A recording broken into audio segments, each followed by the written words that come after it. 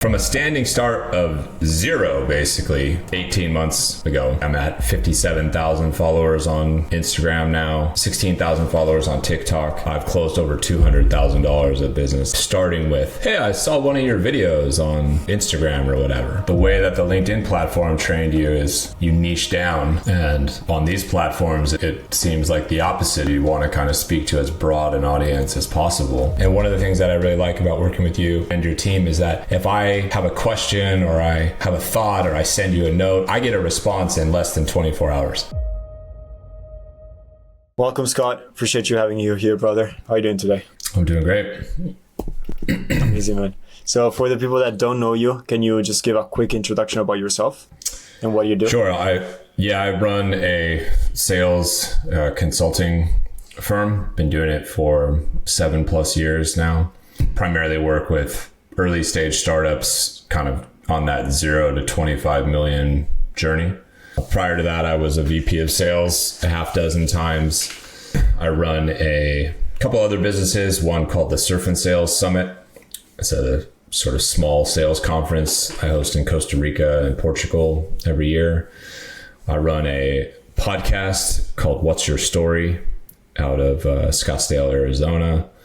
I've got a couple VC businesses. I've got a real estate business that I run. I do some sales coaching on the side and currently kind of tinkering around with building a couple SaaS products. So I'm also the assistant men's soccer coach at a 4-year college here in Austin, Texas in my spare time. I'm pretty busy. What it is that you don't do, right? I probably... Yeah. We could have get there faster. No, I love it, man. And I want to start by you telling me a little bit more about the reason why you reached out in the first place and what was the goal at a time. So we can paint a little bit more of a point A, the starting point. And then if you can tell the audience a little bit what it is that we were able to achieve so far. So like a little bit of point A and point B, when we started and Sure. where we are right now.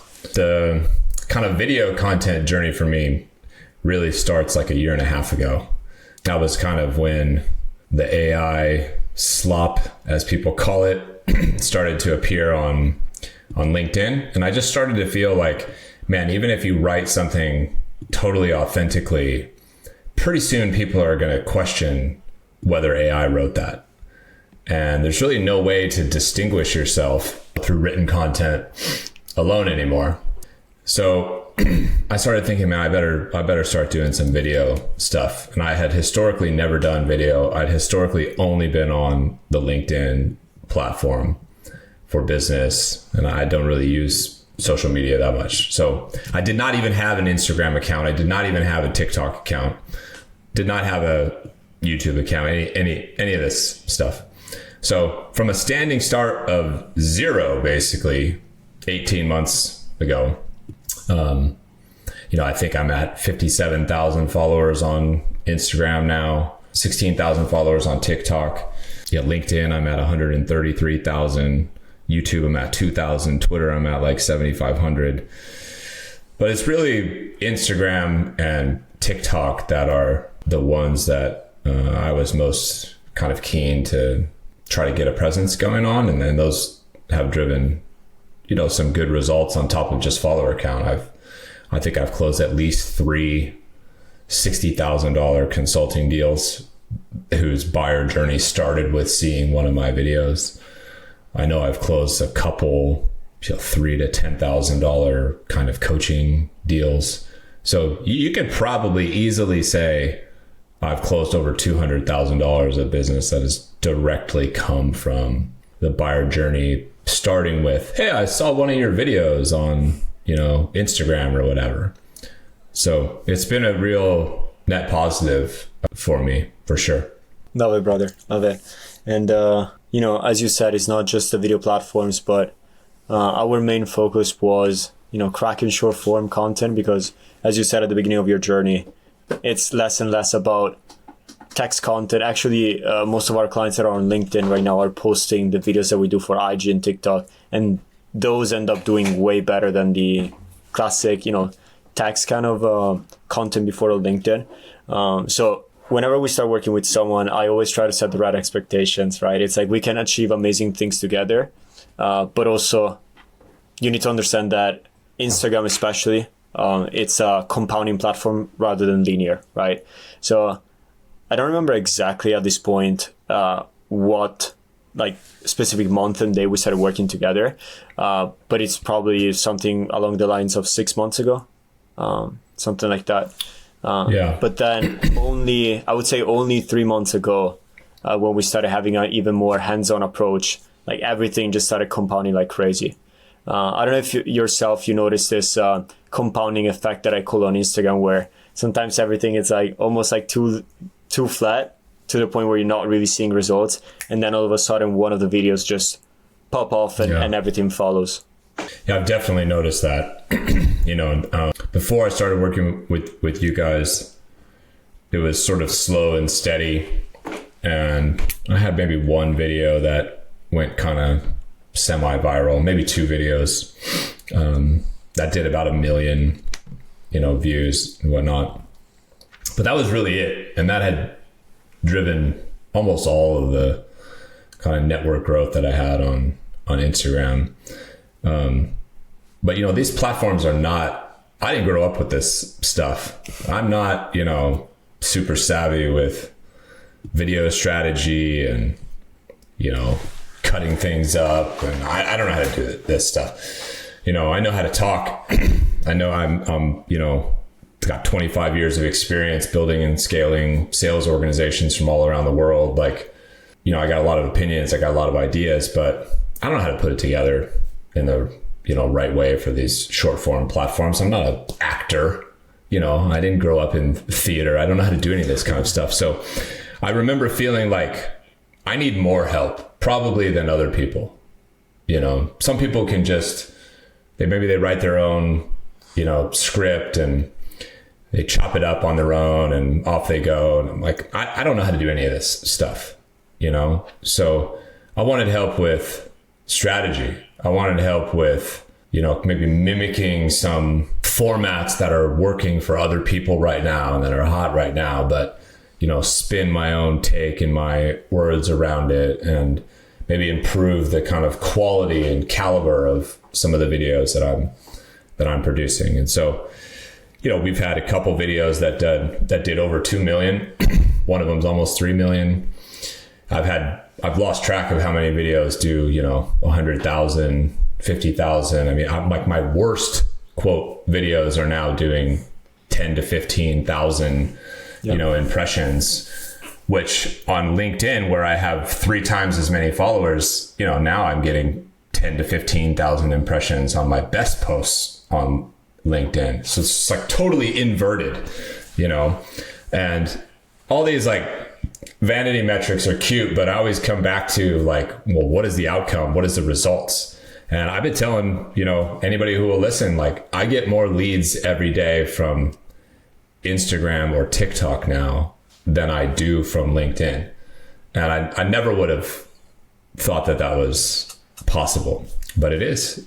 So it's working great. So, there's definitely been some like spikes and this like the floor, if you will, has raised where my bad posts, like I said, are doing 10 or 15,000 instead of, 1,000 or something like that. So it really seems to be kind of stacking, and it is very much this like steady growth. And then a couple of videos pop off and it's like exponential, numbers. So. Exactly, brother. And, just having you here, saying these words just makes me, first of all, super happy, brother, because whenever someone decides to work with us, at the end of the day, it's always a lot of trust, right? It's a leap of faith in working together and seeing the results that this brought for you, not just from a vanity metric perspective, but actual dollars in the bank account. It's amazing to see. And also you saying that it was a big mindset shift for you, thinking, from LinkedIn, that's where the B2B, and we're talking about like $60K deal. We're not talking about, 5K. We're talking about like higher ticket kind of deals. Yeah, they're B2B deals. Exactly. Yeah. And whenever I jump on sales calls, sometimes, I have to do the whole mindset reframing of like, oh, no, it's not just to land a podcast or sell a book, Instagram. You can actually sell high ticket stuff. Like you can actually sell B2B. That's how we make our money. That's how a lot of our clients make money. Did you start also with a bit of that, thought before starting, and actually by looking at the number, you kind of went through this mindset shift after? Well, I've definitely had the mindset shift. When I first started, I didn't really have a goal of any type of deal flow coming from this. It was really more of just like, I need to learn this process and I need to, build some type of brand over here, in case LinkedIn deletes my account or, it stops working or whatever. Like I need to diversify my platforms and I'll worry about revenue, later. And then when I started kind of thinking about revenue, I've written 3 books. I can sell those. I have a sales conference that's a couple $1,000 ticket item. I can sell tickets there. I thought, okay, well, maybe I'll get some stuff out of that. But, I keep getting messages in my DMs and people are like, hey, I run a startup, really like your videos, would love to chat with you. And now I get DMs on LinkedIn that say, hey, I saw your video on Instagram, so I went to look you up on LinkedIn to see if you were legit. And then, they say, hey, I'd love to talk to you and whatnot. So I've been very pleasantly surprised by the legitimacy of, deal flow that I'm getting. And TikTok has been the same. And I didn't have that expectation. I thought, maybe there's some people out there who will message me and say, I'm looking for a sales coach, I'll pay you $100 a month to be my sales. It's like, that's not what I do. I'm in a different league. Like my deals are somewhere between $60,000 and $120,000 a pop. So these are, Series A, Series B, like startup consulting deals where I help people build a go-to-market function. And they're venture-backed businesses and they're out there. They're on these platforms. Yeah, they are. What would you say to those entrepreneurs and founders and experts that grew an audience on LinkedIn, a serious LinkedIn audience, but they're seeing less and less return on investment, and not only monetarily, but also the time that they're putting in? What would you tell them? I'll tell you exactly what I've been telling them. I've been telling them everything that's been going on with me. I have, Lord knows how many friends who have been very active on LinkedIn, and, the platform's been nice to them in terms of building a brand and bringing them business. And I get these texts all the time that's like, my impressions are like cratered. They're 90% less effective. My pipeline is down. My revenue is down. And I'll just send them a screenshot of like, some TikTok video that I have that did 600,000 impressions. And I'm like, I've been telling you guys, you got to diversify. You got to try some of these other platforms and whatnot. So yeah, I think, it's a mistake to be singularly reliant on any one channel. And you can get lulled into complacency if that one channel is making you $1 million a year. I've seen it. I've lived it. I've been making between $1.5 and $2.5 million a year for 7 years, basically on referrals and inbound leads through LinkedIn alone. And as that starts to dry up, I had this like, oh shit moment where I'm like, oh, my income's going to be massively impacted if I don't, get out there and try some other things. So I would tell everybody that they should also be focused on diversification of platform. And video, at least for the time being, is more authentic than just written, text alone. I'm sure pretty soon, video might be threatened by AI just as much, and we'll have to figure something else out. But right now, I think people still generally believe the authenticity of video, from creators that are out there. I have another question for you, because I can say it, but it's different when it comes out of, someone like you, which is the concept of, the videos that we're creating, and multiple of them cross 2 million, 1 million, how many 100,000, we lost count, but not all of them are, I would argue, basically none of them are, if you're a startup making X amount, or you're in this, type of round of startup and you want to have we don't go that niche in our videos. We actually play a lot with top of funnel, high total addressable market piece of content. And we have specific videos that then go ahead and talk more towards that angle. But also, what has been your experience, like your expectations maybe in creating these videos and thinking, okay, this maybe can reach a lot of people, but we'll reach the right one? Because we've done it ourselves with our profile, and we've seen how those kind of videos are actually essential to get discovered and getting those leads in the first place. But what has been your experience? And maybe also there a little bit of a mindset shift with this broader to market videos. Yeah, it's certainly different. You know, the way that the LinkedIn platform trained you is you niche down and you really try to speak to the specific buyer persona that you deal with. And on these platforms, it seems like the opposite is true. You want to kind of speak to as broad an audience as possible. That's what's going to get you the visibility and start to create a name brand for yourself. And then, you know, lo and behold, the right people still seem to be finding me, at least. So I didn't need to niche down. I know that initially when I started this journey, I thought, well, I'll just make videos of my LinkedIn posts, basically, you know, and that's very much not the case. You know, you guys have been guiding me to do some videos that I would have not thought of on my own. You guys push me a little bit out of my comfort zone for sure to try some things that, you know, I mean, you know, I've told you no a couple times.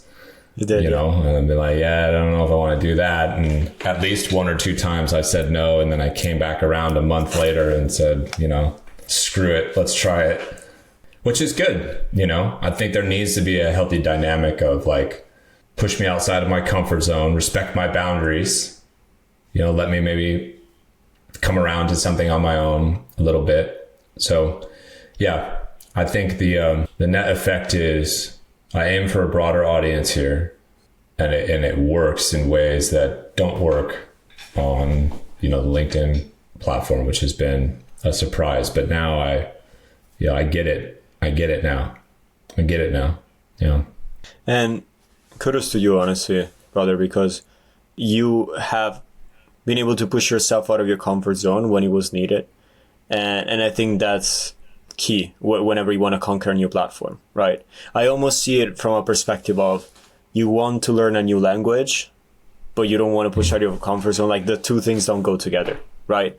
So there are a lot of visual formats right now that we're using that are absolutely crushing it for you. Like for example, the 31x things for you know what I'm talking about with that. Like when that one goes bad, like a bad one of those is like 100,000, 200,000 when they do bad, and it's like 1 million, 2 million when they do good. So that is probably a format that you haven't thought, or like a lot of the other visual ones. But of course, you push back. Like maybe I can count one time, if not two, but it was more from a topic and an angle perspective.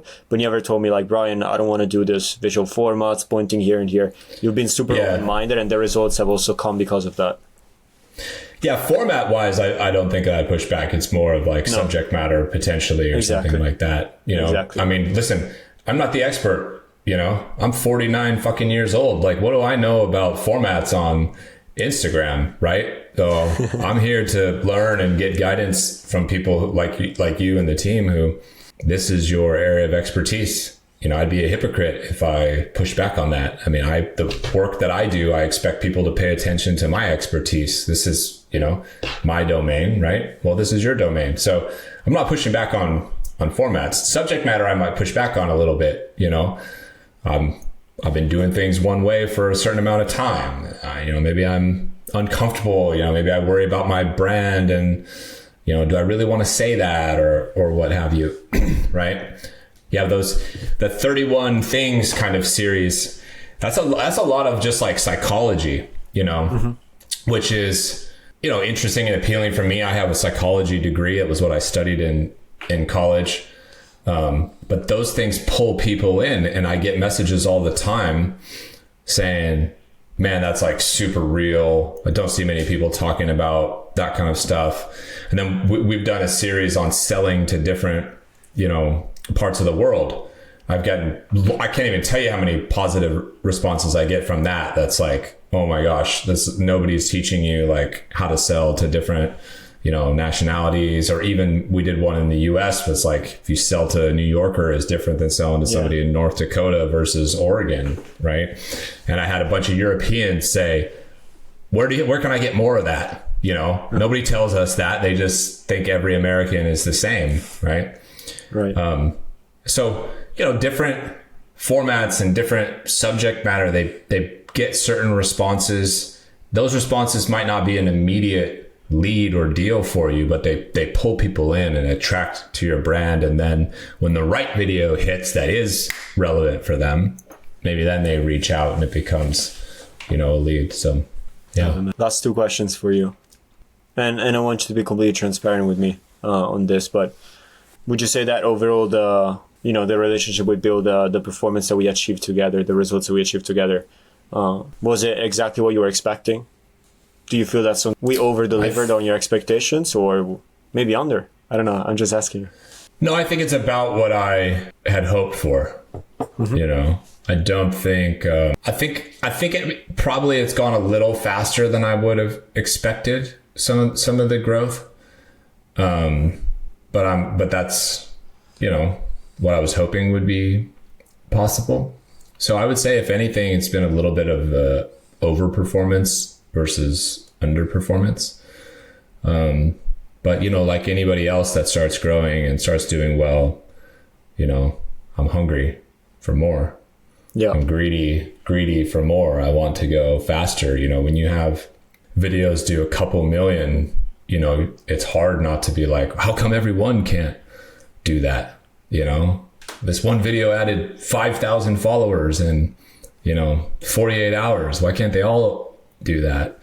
And, you have to be careful not to get sucked into that expectation level too much and hold yourself and people you work with accountable for things that are not realistic. So yeah, it's met my expectations, probably exceeded a little bit of my expectations. Certainly is ROI positive for me. I don't know about the rest of your clients, but my deals are of such of a size that, one deal really kind of almost pays for the whole year, or does pay for the whole year. Right. So every deal I get from here on out in 2026 is gravy on top. Right. So certainly ROI positive. Yeah. Love it. And very last question for you. You started talking a little bit about it already, but what excites you now the most about the Future Now collaboration? Like, we started putting money in the bank. We started achieving a lot of followers and views. Do you think that a lot more is possible?